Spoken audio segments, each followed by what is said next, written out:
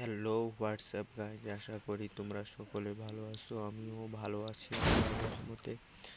আজকে Follow তোমাদের me. দেখাতে চলেছি আমি কিভাবে গেম প্লে করি। Roger. আমার গেম প্লে অতটা বেশি ভালো না। আমার এই ইউটিউব চ্যানেলে আমি তেমন একটা আমার গেম প্লে ভিডিও দেব না, বরঞ্চ Heads সকল up. ধরনের Enemy ফানি dropping এবং close. কমেডি টাইপের ভিডিও ছাড়বো। আশা করি তোমাদের ভালো লাগবে। তোমরা যারা যারা আমার ইউটিউব চ্যানেলে নতুন সো প্লিজ চ্যানেলটিকে সাবস্ক্রাইব করে বেল আইকন অল করে দিয়ে পাশে থাকো। চলো এখন Got a গেম gun. প্লের দিকে দেখা যাক। আমি সবেমাত্র ল্যান্ডিং করলাম, একটা ট্রোগন পেয়েছি হাতে, আমার একটি ট্রোগন গান এবং সামনে আমাদের এনিমি। দেখা যাক এনিমিদের আমরা মারতে পারি কিনা। আমার টিমমেট বলতেছে এখানে একটা M590 আছে, নিয়ে নাও। আমার M590 আমি ভালো চালাতাম, কিন্তু ফোনটা তেমন একটা দামি এবং র্যাম রোম ভালো না, তো তাই মাঝে মাঝে ফোনের স্ক্রিন আটকে যায়। দেখা যাক সামনে আমরা এনিমিদের মারতে পারি কিনা। আমি এখানে 500 টোকেন নিয়ে নিলাম। আমার টিমমেট বলতেছে তুমি নাও, আমার কাছে টোকেন আছে। একটা এনিমি, ও 100 লাগাই দিলাম। এই যে দেখো স্ক্রিনটা আটকে গেছে। ও রে স্ক্রিনটা, ও তাও মেরে দিয়েছে, কিন্তু ওর টিমমেট পেছন থেকে আমাকে মেরে দিয়েছে আর আমার টিমমেট আমাকে রিভাইভ ধরেছে। Thanks. দেখা যাক রিভাইভ ধরে আমি ওঠার পর এনিমিটিকে ভালোভাবে দেখতে পারিনি, এনিমিটা আমাকে আবার মেরে দিয়েছে। তবে আমার টিমমেট অনেক প্রো, ভালো খেলে, আমি জানতাম। সে মেরে দিয়ে ওর স্কট ওয়াইপ আউট করে দিয়ে আমাকে রিভাইভ দিচ্ছে না, ও রিভাইভ দিচ্ছে আবার মজা নিচ্ছে। দেখা যাক Thanks. কি হয়। এখন লুট টুট করবো। এখন আমার মেডকিট করা জরুরি, কারণ একটা বুলেট খেলেই হয়তো আবার আমি নক হয়ে যেতে পারি। আমার টিমমেট বলতেছে কিল লাগবে, চলো। আমিও বলতেছি আমারও একটা কিল, আমারও কিল লাগবে। দেখা যাক, আগে গানটার লুট নেই, তারপরে কি হয়। ভিডিওটা পুরোটা দেখালে ভিডিওটা অনেক লং হবে, তাই সুতরাং আমি কিছুটা স্কিপ করে নিচ্ছি। Thanks. ড্রপ থেকে একটা এসবিডি গানটা নিয়ে নিলাম। তারপর টিমমেটকে বলি তুমি অবজারভেটরিতে লঞ্চ প্যাড মারো। সে অবজারভেটরিতে তার নেটের প্রবলেম, আমারও কিছুটা নেটের প্রবলেম। লঞ্চ প্যাড মারলো এবং আমি ওই লঞ্চ প্যাড থেকে একটু সরিয়ে মেরে চলে গেলাম অবজারভেটরিতে। দেখা যাক অবজারভেটরিতে এনিমি আছে নাকি। বলতে বলতে অবজারভেটরিতে এসে গেলাম আমি। একটা, তোমরা হয়তো না দেখতে পেলেও এনিমিকে দেখতে পেয়েছি।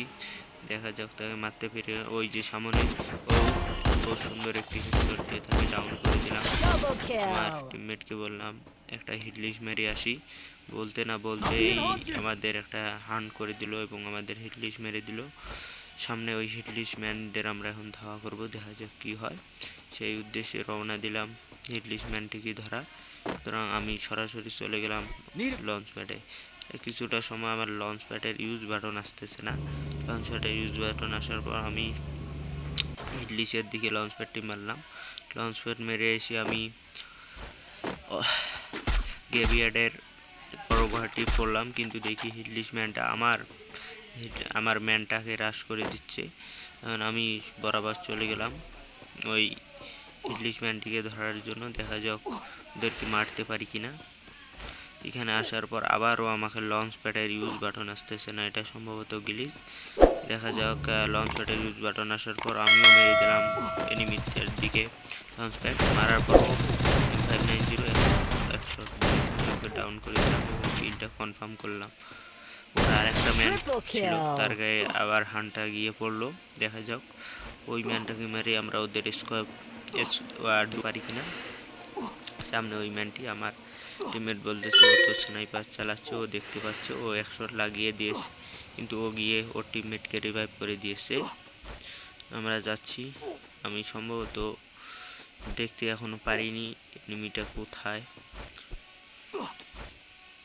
তবু আমি আকাশের দিকে লক্ষ্য রাখছি যেন ওর টিমমেটকে আকাশে মেরে দিতে পারি, কিন্তু এখানে আমি ভয় ভয়ে আছি, যদি ছাদে থাকি প্লেয়ারটা হেডশট না মারি দেয়। কিন্তু তো বেলা আমার টিমমেট বলতেছে আমার টিমমেটের কাছে এনিমি, আমার টিমমেট Help me.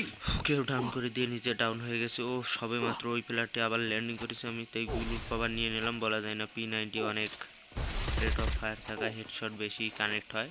দেখা যাক ও মাত্র হেডশট, ও জানে না যে আমার কাছে M590 নিচ দিয়ে একটা মার দিয়ে ওকে স্কোয়াড ওয়াইপ করে দেওয়ার পর আমি আমার টিমমেটকে রিভাইভ দিয়ে নিলাম।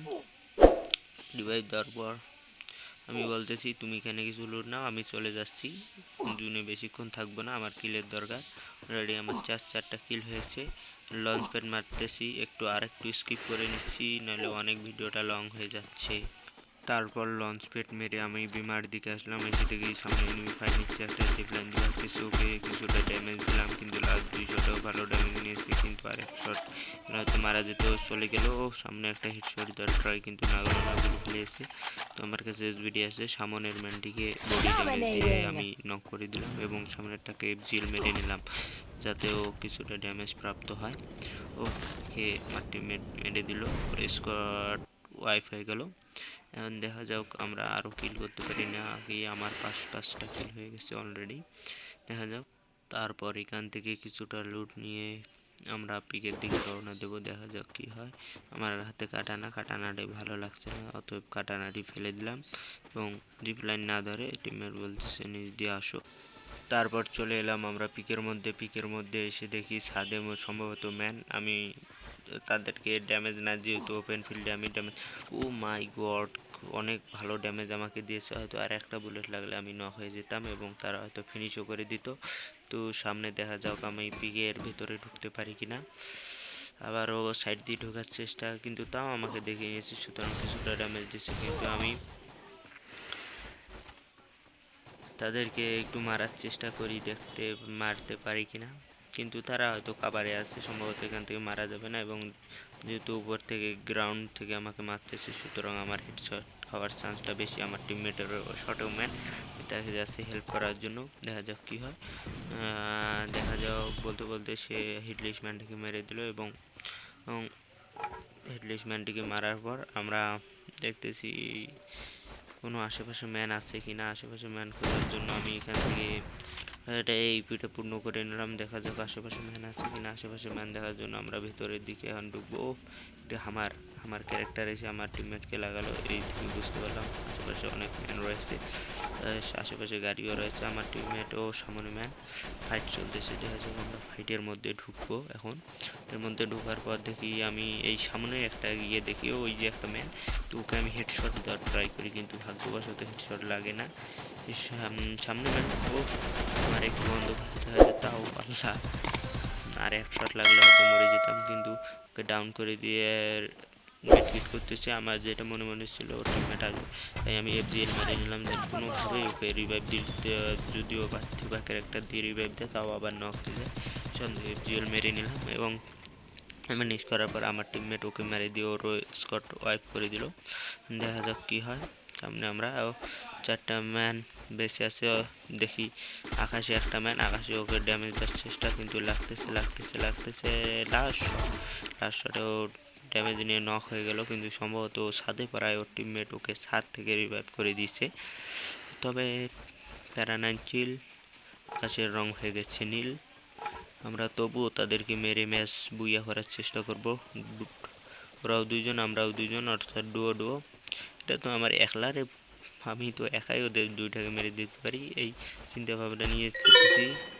আর মনে মনে ভাবতেছি ওরা কোন দিক দিয়ে নামবে। আমার টিমমেটের কাছে আবার ট্রাকার যে ক্যারেক্টারটা ওটা নেওয়া আছে, মতো ওরা ঝাঁপ দিলে কিছুটা এসপি লো হলে ট্রাকার চালু হবে। আমি এই কথা আমার টিমমেটকে বলতেছি, তুমি ট্রাকারটি কোন দিকে ওরা নামে।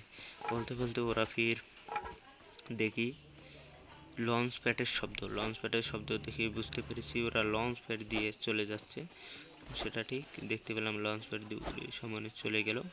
দেখা যাক ওদের মারতে পারি কিনা। আমার টিমমেট স্নাইপার কিং, দেখা যাক সে কি করতে পারে। ও, সে তো ড্যামেজ দিচ্ছেই।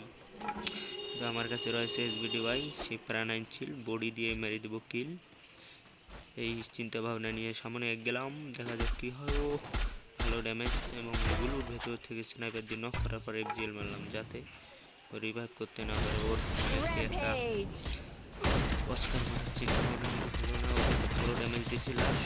লাস্ট আমার টিমমেট ইউএমপি দিয়ে মেরে বুইয়া করলাম। আশা করি তোমাদের ম্যাচটা ভালো লেগেছে এবং